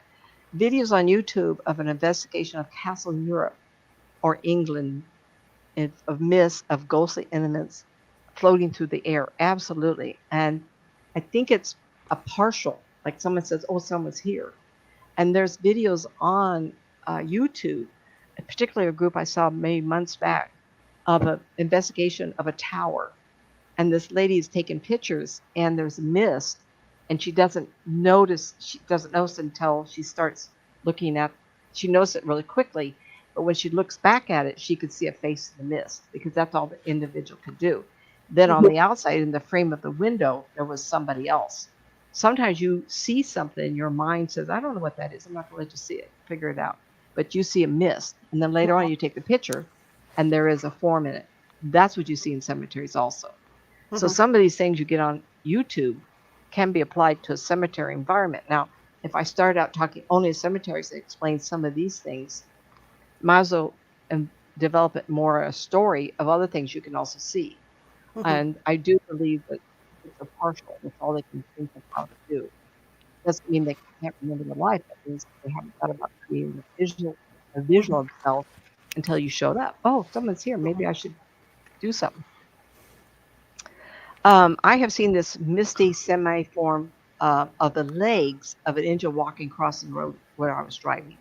So when I lived at Hornbrook, I was coming down the hill to Montague, or Shire used to live, to Wairika. And I said this about 6 months ago. I talked to this happening. And as I'm driving, all I saw was white legs.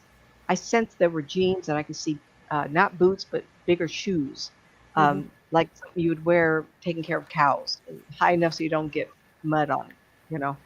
And he was a thinner man, long-legged. All I saw was legs going across, and I thought to myself, well, not interesting looking. And then I passed and went, holy smoke, I just saw a ghost walk across the road.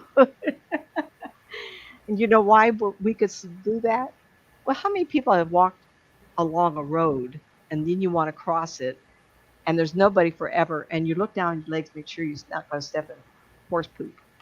The last thing this guy was doing was locking his legs, making sure he was not going to trip or step in horse poop probably as he crossed the road. Because the road might not have been there when he was there.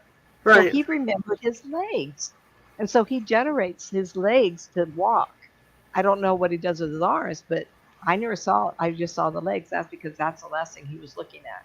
And I suspect he's in his heaven. So we create an environment of love.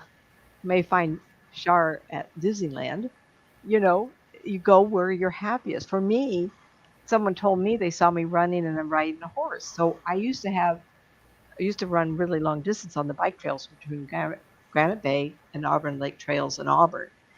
And those were some really good times for me. I was a difficult marriage, family issues. Took my dog and the dog's neighbor dog, and we would run. And, you know, so we create that heaven. So maybe I'll go back, find my dog, and we'll go running. This was told to me, maybe I'll scare it. Well, there's a lady on the trail, and she's not real. So I was told this by someone who didn't know that I was a runner with my dog. And I had a black lab, a 100-pound dog. And the neighbor dog was a German Shepherd. So when I came out in those shorts and those shoes, my dog, named after my sister, Bonnie, would run off, go get Caesar. And then we'd run 10, 15 miles. It was just great. That was what we did. So we create our own heavens. So when I pass over, will I be a runner forever? Absolutely not. But it'd be something I would do a lot of until it satisfied me. Because I got cancer in 87, came down with cancer. And even though people say you could always continue, no, you can't. There's very few women that can have breast cancer and go out and run like I did.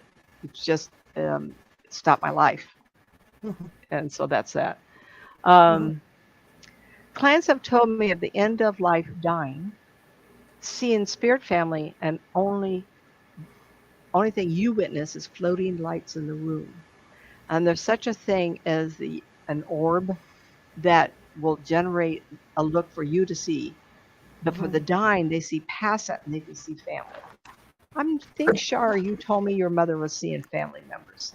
Yes. Yes, she would see that. That's really, really common.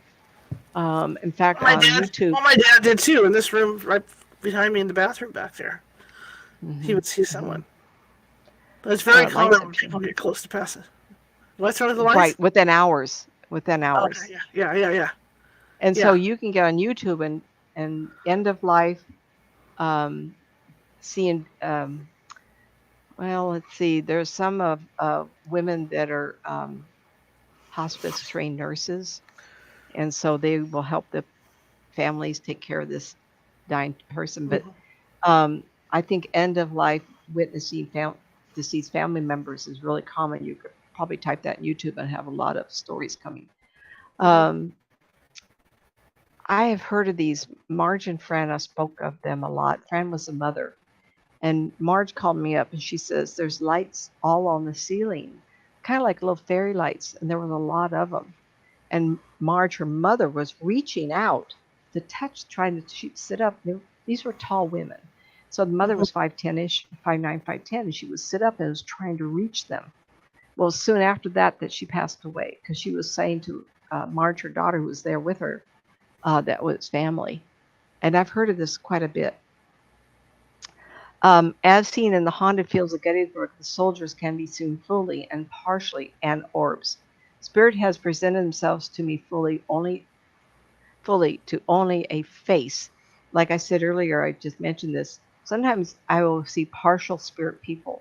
And then every once in a while, someone will put their face right here, and it's absolutely clear. And I've been known, and I love this because I'm I'm an artist. Both my parents were artists, so I'm a detail person when it comes to people. I pay attention to people. So it's allowed me to develop what I would call um, a particular eye to be able to describe people. And so that's my ability. Mhm. I'm terrible with names. I don't give names, but I can visually describe somebody pretty. I know pretty good. And so when someone puts a face in mine, I'm able to describe it, and that does help. Mhm. People say, "Well, I thought you would bring in so and so," and I go, "Well, I only can describe people who show up. I'm not going to describe someone who hasn't." So when people like myself say, give readings and say, "Oh, grandma and grandpa are here and they love you," well, what does that tell you? It could be anybody. Mhm. Someone who wants attention could come in and say, "I'm her grandfather," and you would say, "Really?" Well, when you talk to somebody, make sure they describe them or give you proof. Mhm. Like the lady with the spiced apples, she was the only one of the grandmothers that did a lot of cooking.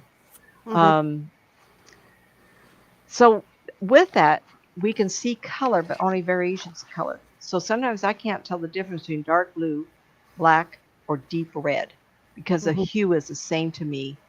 The atoms that take and make the colors, configurations of the same density. So the lighter colors can be interpreted as beige, blonde, off-white, or very light yellow, kind of cream yellow. Those colors all look light to me. So when I say I see a light colored dress, I won't know particularly what color. If I say it's a yellow dress, and I say, well, she never wore yellow, I better Mhm. say it's light color because those colors look the same to me. Mhm. Very few of us can see absolute clarity with color. I can see patterns. I can see plaids and stripes, whatever, and dresses. Oh, this is a good one. So this lady calls me up, and her mother shows up in a dress. And I described the dress as little flowers and everything. And she says, I wore this to a concert. Well, the woman thought I was crazy. Mother never wore a dress. What do you mean a concert? So she went home. She called after the session, called her older sister. And when mother was old enough, I don't know how old she was when Elvis Presley was doing the trips. She went to see Elvis Presley and she wore a flower dress. The only concert she ever went to. And this woman never knew it, but the older sister did. Mhm. And I love that. I call it being not a test because I only can get what I get. And if she says I wore a flower dress to a concert, okay. But those for you that are getting into this, you have to do this every day. You have to put yourself on the spot. You have to stand on the edge of the cliff, I call it, and get used to accepting everything you're told. I did a reading once where it was a fruit that I've never eaten before. It was a pie and rhubarb. And I went, what is rhubarb? I've never had a rhubarb pie. And she said, oh my God, that was his favorite pie. Okay. How would I know that? Rhubarb. I wouldn't even think of rhubarb. But somehow they made me think of it. And so I didn't doubt it. Because my Mhm. favorite would probably be, which I don't eat pies anyway, would be cherry, I guess. I don't know. I haven't had cherry in probably 10 years or more. Mhm. Uh, uh, so I mentioned this. The fella put his face in mine a few feet from me, and facial, big teeth, big smile, big tan. Not sure why he did not present his entire body, as he had only been gone for about 10 years. I Mhm. did really notice that even in the cemetery, this could come up. You'll see partial body pieces, like the Mhm. fella walking the road.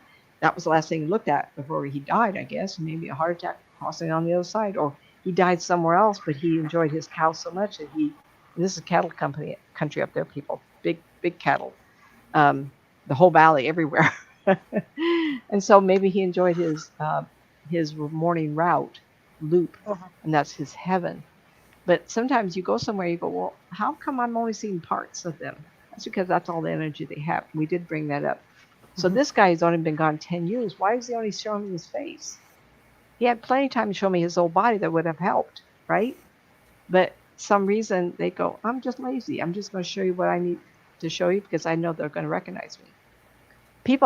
Spirit people have said to me, they don't care to present all their bodies. It takes energy. And they dismiss the idea of presenting the legs and shoes because it's not necessary. There you go.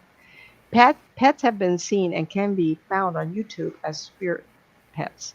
They can be seen as mist or orbs running. Feel the jumping up on the bed or furniture, which I and my husband have both felt. I've Mhm. had animals jump on my bed, which I did an investigation and that was happening. They didn't know what it was in the middle of the night. They gathered it was a cat. And every time they had company, they would give them that room knowing that something was going to jump on their bed. And he says, you remodeled the house. His cat thinks it's jumping on the furniture from upstairs. Um, feel the jumping up on the beds, furniture.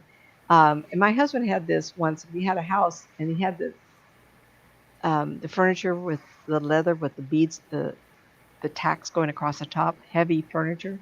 And he was sitting there watching TV one night, and he felt this back and forth. And the lady next door, we asked, did the woman who lived here, she was deceased, did she have a pet? Oh, she had this little poodle that died while she was alive. She was there. He died, and he was the cutest little dog. Well, he never left. He's still jumping on furniture. That is very, very common because animals, they fall in love with where they are. If you move a lot, like I have, maybe the cats will attach itself to me. But if a dog is raised in an environment like Char's animals, they've always lived there. Well, they stay there. Well, a couple of her dogs love it there.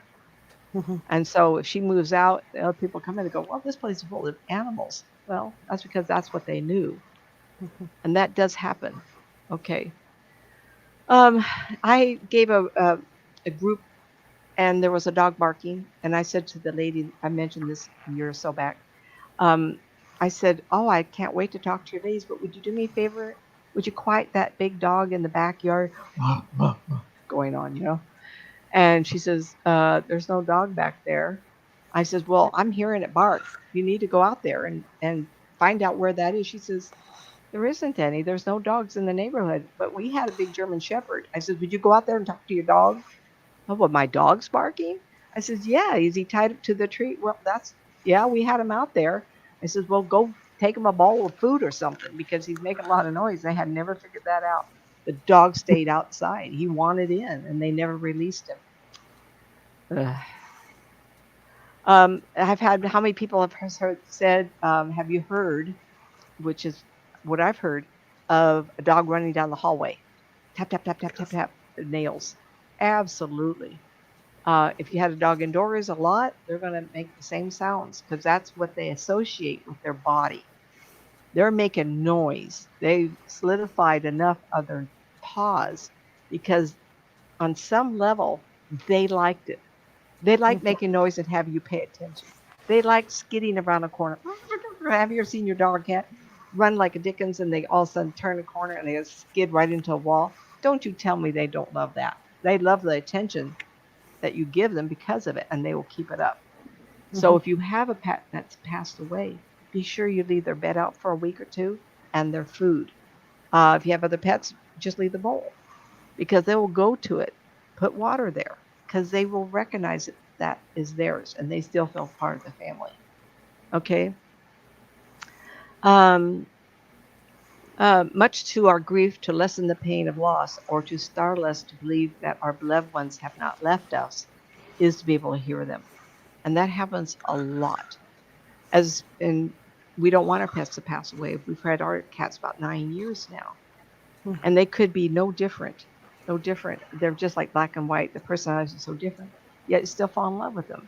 You know, we still love them.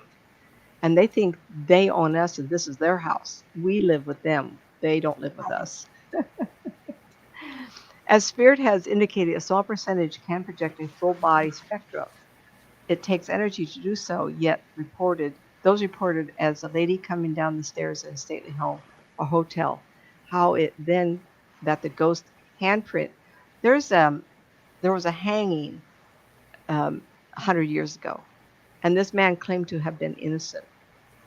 And before he was drug out, coming to get him, he said, I will put my hand here and everybody will know that I was innocent. He put his hand on the wall and no one has ever been able to paint over it or wash it and have it go away.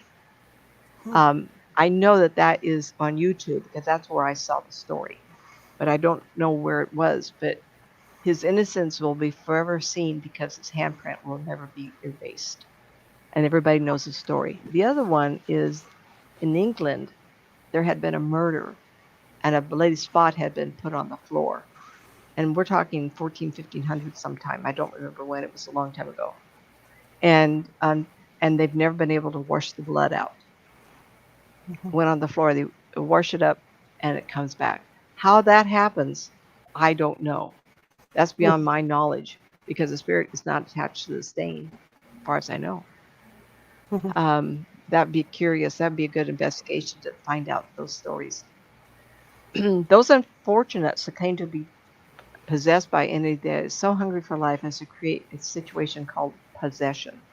Now, most of you would probably go to a place of saying it's a devil or entity, an evil possession. I call it an insane spirit. But those insane spirits that have to have life, they'll attach to you. I want to say this not in a way that sounds bad. Say you smoke a lot, or you drink a lot, or you've been drunk a lot, or you do drugs a lot. That spirit that died from those conditions and did not pass over will be looking for the same fix. And sometimes that does happen. Now, I got a call from somebody who's writing a book.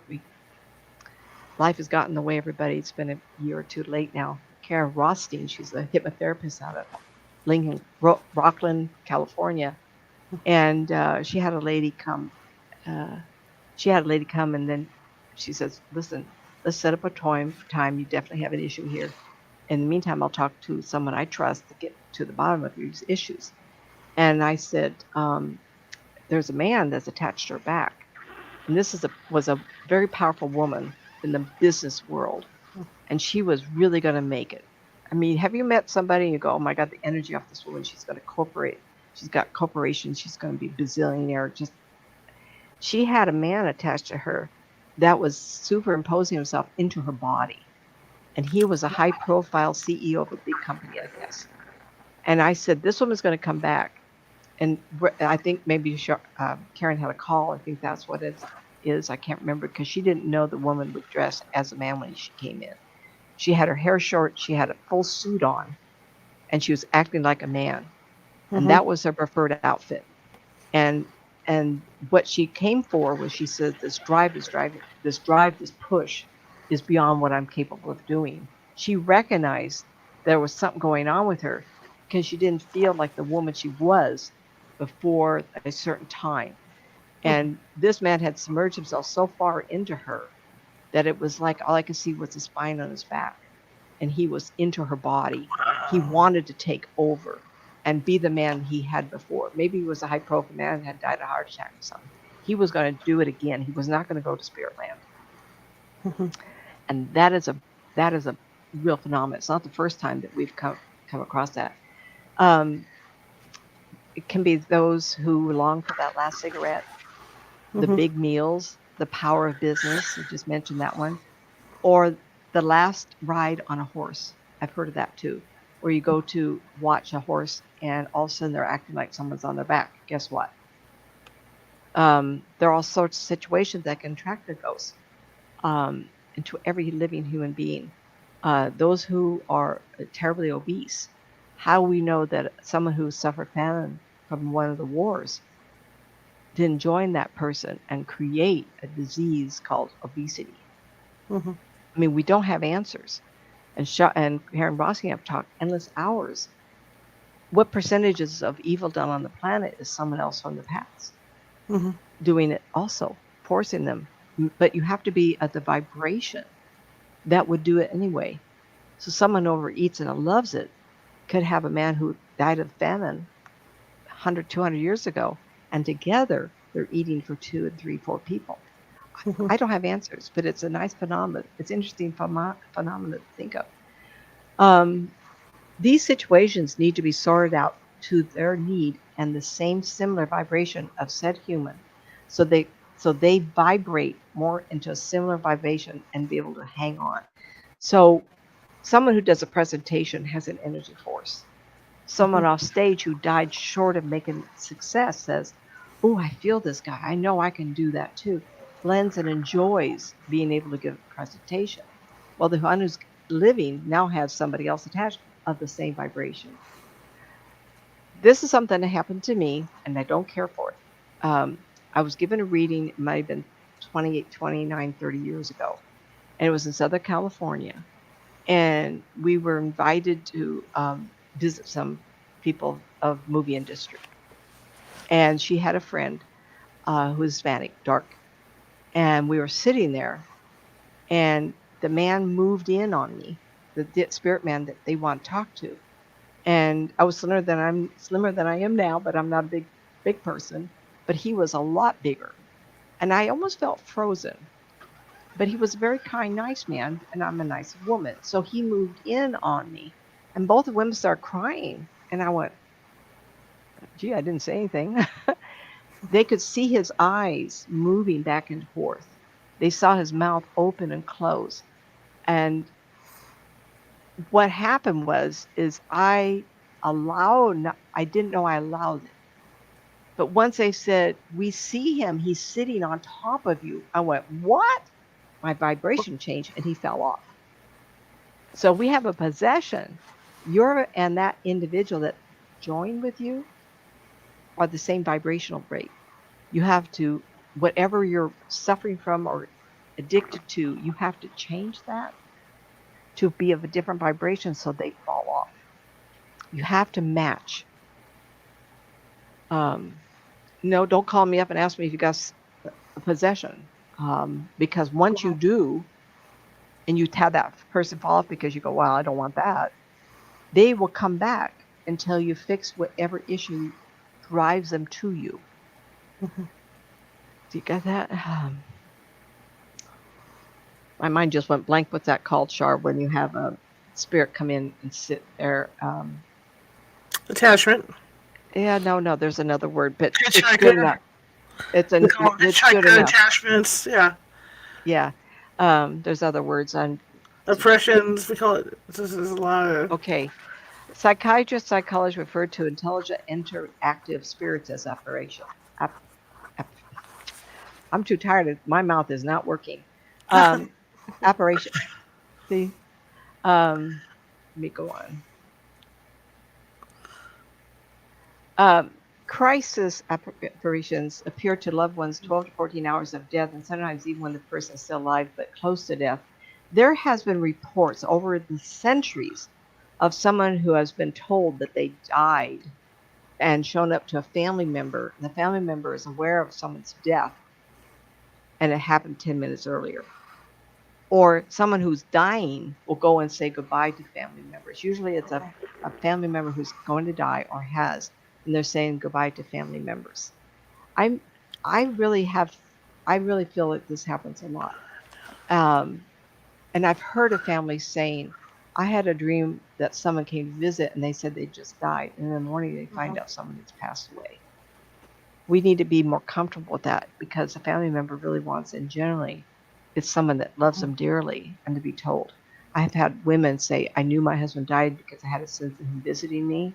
And then I found out he had been killed."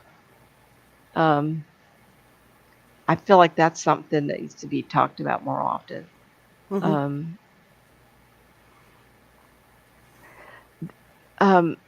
This is a little weird for people, but it does occur. A living apparition of when a spirit of a person who is still alive appears to someone in a place that's different from the location their body currently inhabits. There was a book that was written called The Boy Who Saw True. And it's been 100 years since that was written, probably. And over the decades, someone figured out it was Winston Churchill. And as a boy, he was very, very gifted. And this book is very small. It has a picture of a boy on the cover, and it's kind of a pinkish background. And he talks about waking up in the middle of the night with people who are visiting him and teaching him about the world. So he grew up to be who he was supposed to be. And there was people that when he grew up to be old enough to travel, he actually met. And they didn't know that they had talked to him in the middle of the night. The Boy Who Saw True. See if you can get a PDF on it, because it was published in the 50s or 60s. It's really, I just happened to get a hold of it. One of those books you go, "Oh, was I supposed to buy this and read it?" I loved it. He taught me, he was able to see energy forms. When I do reading, I know it's medical and it's only my impression, everybody, but I can see hot spots on people's bodies of injuries or injuries to happen. And what happens is the body knows this. And like I have a sore shoulder. So if someone were to look at me that can look at me as I do, I would see something that looks like a crab. The energy bells up and it encompasses the injury, or it gives more energy to a spot that will get injured. And he talked about seeing crab energy on people's bodies. And then he saw a man who had hemorrhoids. And he says, I now understand what that means. Because energy was on his behind. I love that. Okay, The Boy Who Saw Truth, CD of PDF. I don't even know what's available. If it is on Amazon and Kindle, so be it. Living apparition can be spirit of person who's alive. It appears to someone in a place that is different from the location the body currently inhabits. I just said that. In these cases, the spirit may be traveling during astral projection, meditation, or dreaming. Absolutely. Meditation, I have traveled in meditation. It's a topic I haven't talked about because some of the things I saw, but early in this 33 years, I did a lot of that. Not easy for me to sit and relax. I think it may have come from some of the trips I was taking. So astral projection and meditation is almost the same word to me. Astral projection is kind of like remote viewing. Meditation is when you leave your body, but there is a crossover point because during meditation, you are projecting yourself to where your guides are wanting you to go. Okay, so same thing. I did already talk about deathbed visions, and that's more common than we realize. I don't know if we're always in the room with someone's time, but the family members have seen a lot of that. Visions of people who have passed or beings they describe as angels. Absolutely. And on YouTube, there is a video picture of a young girl that was very, very ill and on the brink of dying. And the nurses in the hallway were looking up the mirrors, you know, the ones with the big dome, and they saw something in the hall in the mirror that they could not see in the doorway to this girl, and they took a picture of it. Char, did you see it? And it's a big light, Yeah. like an Yeah. angel. And this young lady had mental challenges, and she's very ill, but she did recover, and they credit this angel. It's a wonderful photograph. It was not seen, but only through the mirror, and then someone took a picture of the mirror, and it shows this angel in the doorway. And you saw that one too, Char? Yeah. I've seen it. Afterlife researcher Dr. Raymond Moody calls these shared death experiences. In his book, Paranormal, My Life in Pursuit of the Afterlife, he talks of this. Demons are often lumped in with ghosts. Certain religions believe demons to be evil spirits or tormentors from hell. However, parapsychologists like Lloyd Auerbach believe demons to be a religious construct occurring beyond the scope of expertise of the paranormal investigator. Instead, demons fall within the realm of the church and should be investigated by trained and experienced clergy. I've worked with Lloyd Auerbach, and you need to look him up. He's also new to YouTube, and he started his own classes. So Lloyd, Loyd, Auerbach, Auerbach, Lord, and I really like this guy. I helped investigate. I think it was the old mansion they made. Did I do this with you, Shar? Also, Governor's home in downtown Sacramento. They made it into a place where you have art exhibits. And I went with him once, and I think I did one with you too. It's also important to recognize that sometimes encounters that appear demonic are merely spirits that are kind of jerks. Love this. Many spirits retain their living characteristics after death. So if they are mean, nasty, dark, or evil, and then when they're alive, there's a good chance their ghost is going to behave in the same manner. So while they aren't technically demons, someone who comes across them may think they are because of their bad behavior. And I do believe in that. In all these years, I saw a dog that I could not recognize as something that would be of this dimensional space. But I've also spoke to interdimensional worlds. I don't believe that we are layered with just our existence. It could be something else. And I do believe in the phenomena of aliens visiting this planet. I don't think that we are sophisticated intellectually enough to understand their travel mode. And I think it can come within a few seconds of the wormhole entrance and exit. So I think they bring animals. I've had a few people, I can't even say their names, I would love to share the stories, who've actually seen aliens. And they have told me what they've seen. And I say, don't tell anybody else, no one will believe me. No one will believe you that I do this. These are sophisticated, educated people. And I never asked. They just said, Nancy, I got to tell you something. I'll never forget the guy in the 90s. He called me up. He was a professional in the Valley at Modesto or somewhere. In 95, we were doing an hour. Most people don't take an hour with me. It's like, really? You need an hour with me as fast as I talk? We go, yeah, yeah. 5 minutes before the hour's over, he says, I have a problem. I says, you do? We talked about your whole life. We have a problem. He says, well, there's this ship that keeps landing in my back of my yard. He had acreage, and like the backyard was an acre, right? He says, there's something that keeps landing in the back of my property, and they're burning up the grass. I go, did you go out and look? He says, yeah, it's just a big metal thing. And it was like one of the first times that someone so innocently said, what's the military doing? I said, why are they landing in my place? I wanted to ask him, are you missing time? He had burn marks on him. I don't know. I couldn't believe what I was hearing. And it was something, and the reason I understood this is I started listening to Art Bell in 94, 95. Just on, I think it was 95, so he might have called me in 96. So I was getting introduced to the idea of alien visitation. If I hadn't listened to Art Bell, I would not have thought of this guy. And I remember thinking, what do I tell this guy? And I says, it must be military, because I don't think if he had a belief in the aliens, he would have said that.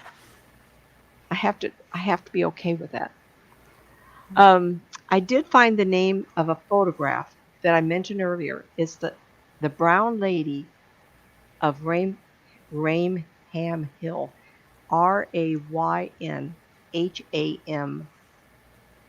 not Hill, Hall, Hall, the brown lady of Raynham Hall.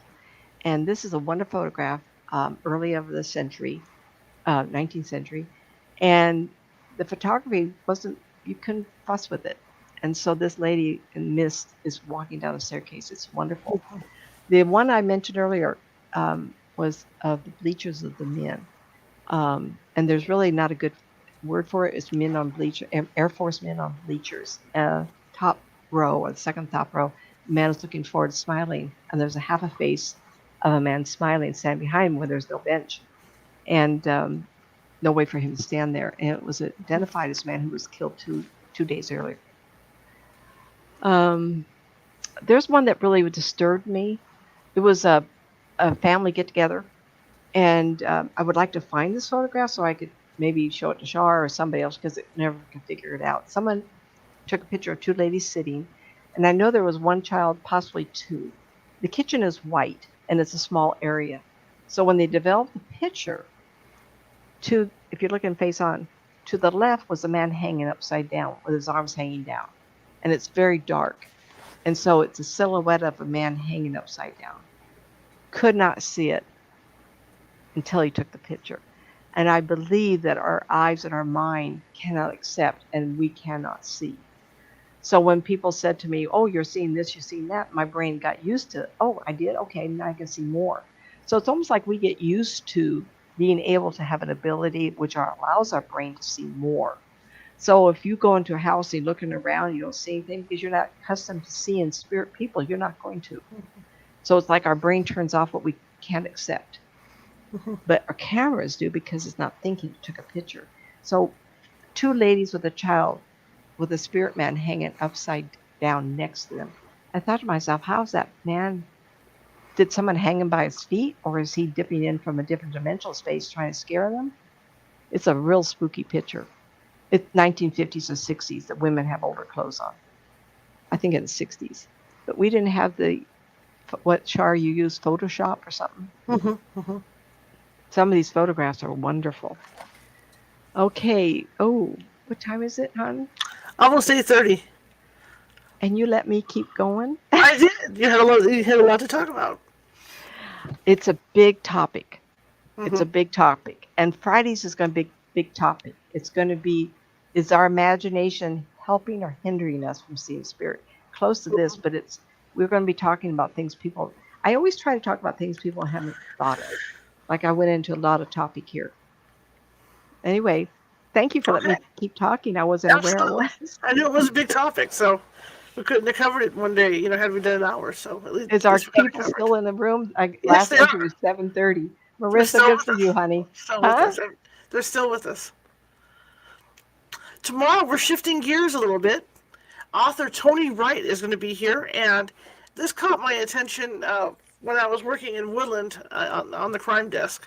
This happened in Yuba County. There were 5 individuals that were going to, I believe, a concert or a seminar, and in the Yuba County area, and they had some emotional disabilities, some of them and stuff, but they disappeared.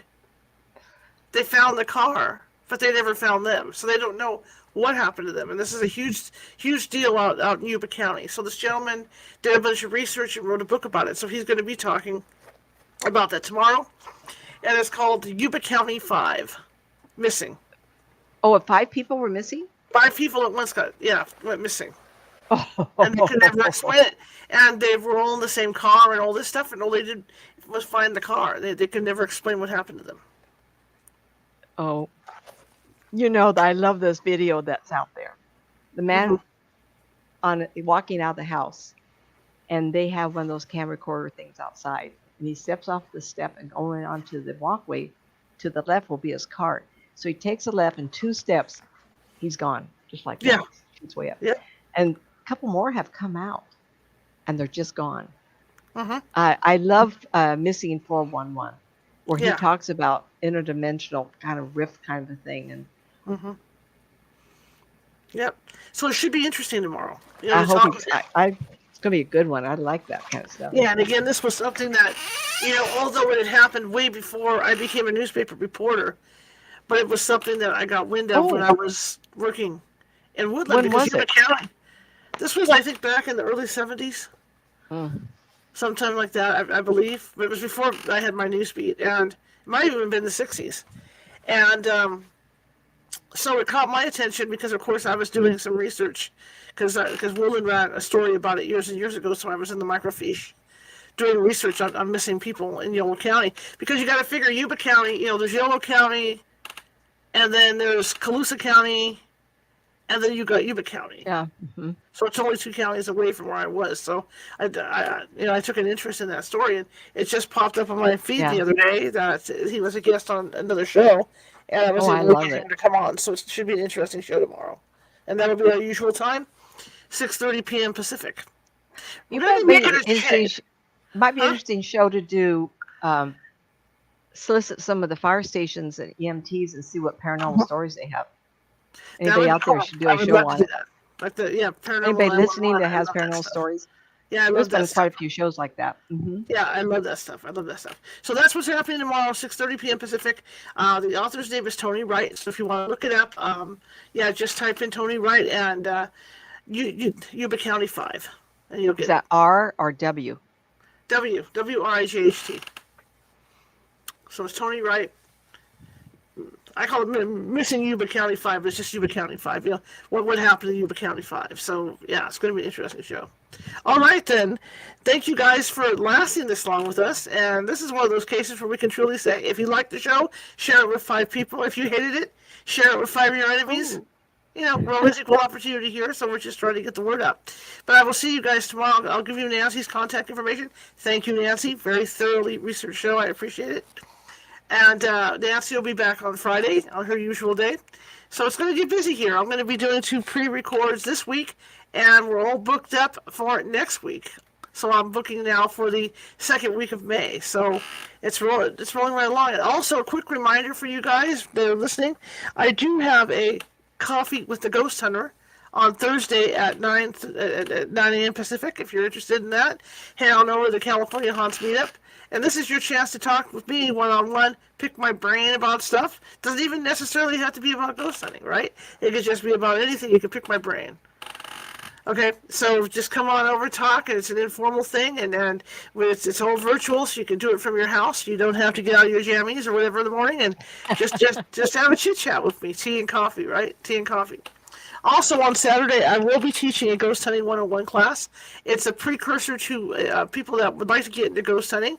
You don't have to join my team. However, it's a precursor that if you like what you hear in the way we do things, you might be interested in joining up with our team. So everybody is required to take that class no matter what. But otherwise, it's just a simple ghost hunting 101 class that if you want to go out, like Nancy talks about, going to the cemetery to do EVP on your own or whatever, I can teach you the proper way to do that. So you know whether or not you got a legitimate EVP or you got some guy down the street. So I can teach you all that stuff. So if you're interested in that, head on over to the California Haunts Paranormal Investigation Team meetup site and click on events and you will see that. All right, guys, here's Nancy's information and then I'll let you guys go. Here we go. Push the button. Over there. Websites, nancymatz.com, nancymatzauthor.com. The N, the M, and the A are capped. And then you got youtube.com/nancymatzpsychic. The N, the M, and the P are capped. Help, Get Me Out of This Funk, written by Nancy Matz.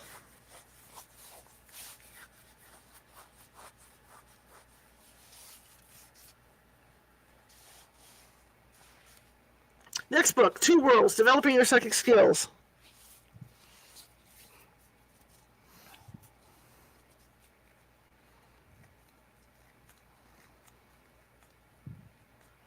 And The Unwilling Sacrifice.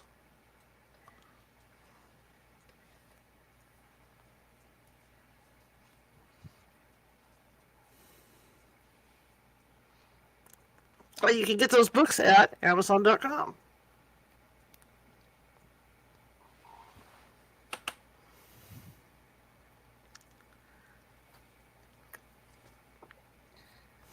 Okay, guys. Wow, long night. Nancy, we'll see you Friday. Thank you so much again. That was really full of information. I loved it. Loved that kind of stuff. I absolutely love that stuff. And I will see you guys tomorrow at 6:30 p.m. Pacific. Have a great evening, everybody.